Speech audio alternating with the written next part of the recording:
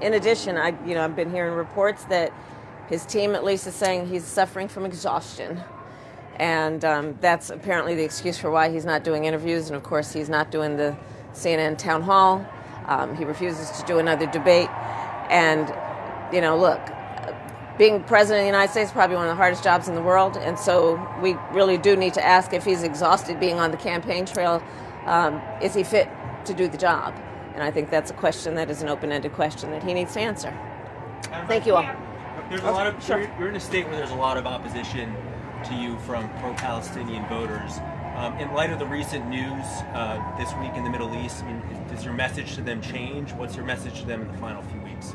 Well, my message remains, first of all, we have got to end this war. And I think that what has happened now with the killing of Sinwar creates an opportunity for us to end this war and bring the hostages home. And I think everyone wants this war to end, and this is an opportunity to actually get there. President Trump has been very clear why it's sort of the race still remains incredibly tight. I know you've been out campaigning. What's your sort of thesis of the case for why it remains so tight? Look, it's an election for President of the United States.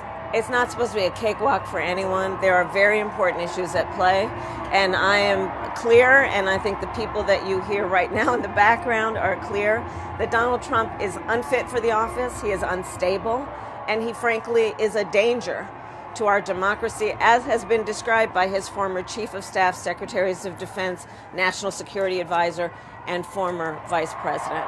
Yeah, Caitlin, go ahead. One more question. The former president has been critical of you not attending the Al Smith dinner last night.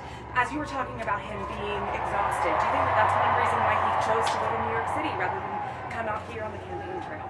Well, I'm beyond getting into the head of Donald Trump, but I will say that it should be a concern if he can't handle the rigors of the campaign trail. Is he fit to do the job? I think it's a legitimate question.